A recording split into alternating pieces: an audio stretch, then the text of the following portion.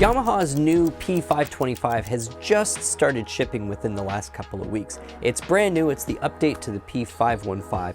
It, along with the Roland FP90X, are undoubtedly going to be the two leaders when it comes to flagship all-in-one portable digital weighted pianos. So in going into this, my question really is, what gives Roland the confidence to keep a $500 spread between these two instruments? After all, the FP90X is almost 2 years old, and the Yamaha coming in with a nice fresh face. Well, let's find out. Yamaha is giving us 4 speakers, 2 mains and 2 tweeters per side. The mains are pumping out 20 watts a side and the tweeters are at 6 watts a side for a total of 52 rated watts. Yamaha also gives us a lot of resonance engines that are outputting the CFX and Bösendorfer sample sets here. We've got things like duplex scale, cabinet resonance, damper resonance, string resonance, and it's coming to you in 256 notes worth of maximum polyphony. It has 44 onboard sounds and about 18 different drum kits and other sound effects. They have insert effects as well on here, and they have a 16-track MIDI recorder. It's also equipped with a USB audio interface that's outputting at 44 kilohertz and 16-bit resolution, and an onboard rhythm machine that makes play along incredibly easy. It's also equipped with their Grand Touch S action, which has, at least on the white keys, a real wooden core with faux textures on both the wood key as well as the white key. And to my fingers anyway, definitely feels like it's been lightened up versus what they had equipped on the P515. The display's been really well managed, and I really like how the menu's laid out. Easy to navigate with icons on the left and then a slide menu once you can tab over to manipulate whatever value you want to. And I think generally they've done a really nice job of executing on the overall look. There's a couple of touches that let you know that this is probably a more contemporary instrument, such as the high gloss edges. Both these instruments are definitely on the heavier side. The P525 comes in at 48 pounds. Now switching over to the Roland. It's using the pure acoustic modeling engine for all of its acoustic piano tones, which means there is no limit to the polyphony. It's actually generating that tone in real time, like modeling, such as the Pianotech VST that some of you may be familiar with. And as such, the number of parameters that you can get in there and affect, and probably my favorite, which is to play with the soundboard type, are quite numerous. And this is where we get into some trade-off. The Roland now has a couple of features, mostly in the form of tactile control that the Yamaha doesn't, but gives up a few other features that the Yamaha has. Notably, the Roland does not have the 16-track sequencer, although you can do 2-track recording as well as overdubbing in the audio, which kind of allows you to get around the 2-track limitation. The Roland doesn't have any onboard accompaniment options. However, if you use it with the Roland Piano app through a wireless connection or wired connection, then it's going to give you an even more robust auto accompaniment functionality than the Yamaha does. The Roland also has 362 total onboard sounds. Both instruments have lots of ways in which you can quickly affect and customize the piano tone, not just in terms of the core tonality, but also other things such as EQ and reverb. And this is where probably one of the biggest differences between these two instruments start to stand out. Roland has prioritized tactile slider controls for a lot of these things, such as being able to quickly manipulate the volume differences between parts, the lower and upper, as well as grabbing a quick EQ shape with your fingers, versus having to go in and doing a little bit of editing in the menu. It also has a feature that I personally really enjoy, which is the My Stage, which is various presets which it applies through all of the different parameters that allow you to have these different permutations of the instrument. But generally speaking, they both offer about the same number of acoustic piano options. This one is sitting, I think, at 12, and Roland has the 11. Roland also has the USB audio functionality that allows you to send in and out audio through a USB cable. And then the last big difference here is that it was pretty clear Roland was counting on a lot of people using the microphone functionality. They've equipped this with a lot of pro-level effecting and the audio input with discrete volume control on that audio input. So you have things like your compressor settings, your doubling settings, or your echo settings. And then finally, when it comes to the action, the Roland is equipped with the PHA50, which, like the Yamaha, is a triple sensor with escapement.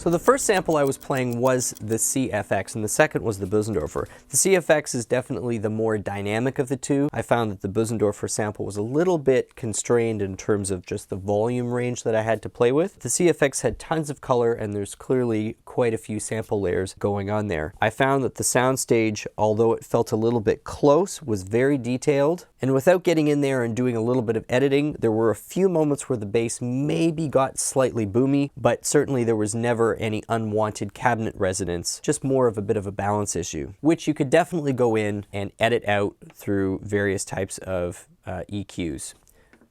So if I wanted, I could just knock that down by 1.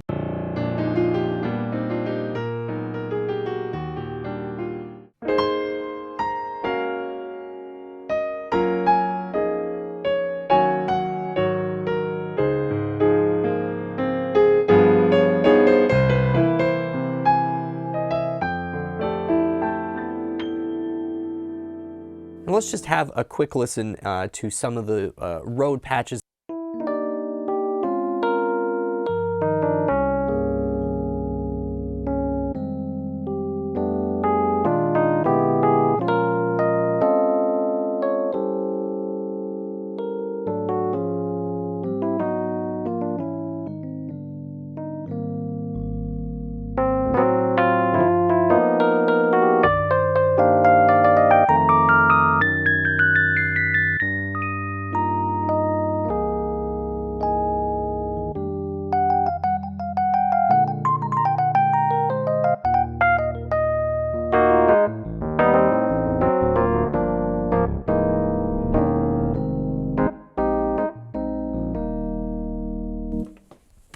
And then jazz organ 1.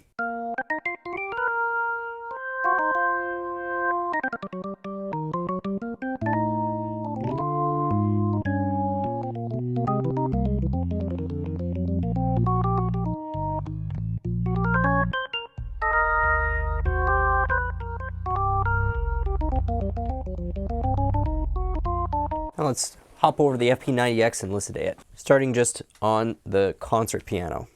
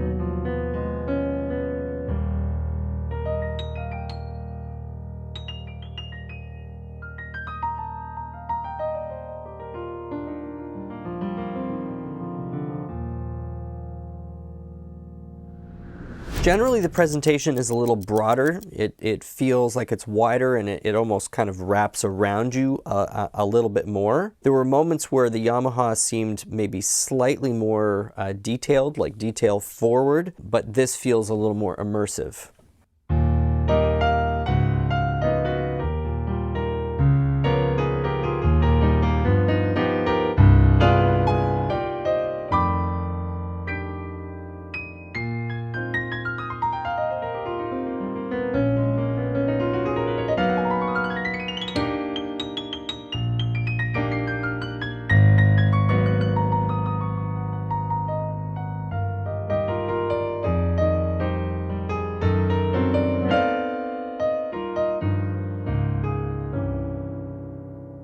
Here's stage piano.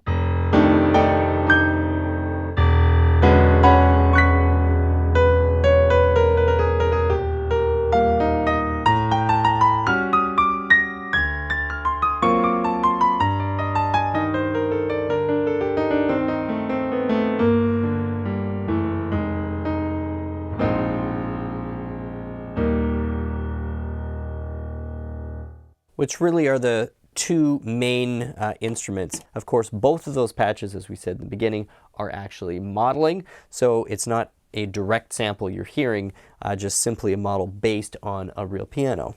I would definitely say between the two, and this isn't necessarily a good or a bad thing, this is really a playing style, that the Roland has a more dynamic range to it, generally speaking. Now, if you have this plugged into a PA on a stage, your sound guy is going to be like, no, please do not give me this gigantic range of volume. I would like it to be sort of compressed a little bit more so that it's easier for me to manage, even though I can throw a compressor on my end, but still, you're probably not going to want that level of dynamicism in certain playing situations, or depending on your style as well. For people who do a lot of classical, or for people who are doing a lot of solo playing, generally speaking, a nice dynamic instrument is probably considered a positive thing. As you go through the other sounds as well, the instrument itself is very much set up for a pretty wide response. Now, both these instruments also have registrations, so you can do tons of presets and make sure that they're easily accessible. You've got the ability to save those particular sound settings to your tones, so you don't have to keep doing these customizations. So we really come back to the first question I posed, which is what justifies the Roland pricing itself about 25% more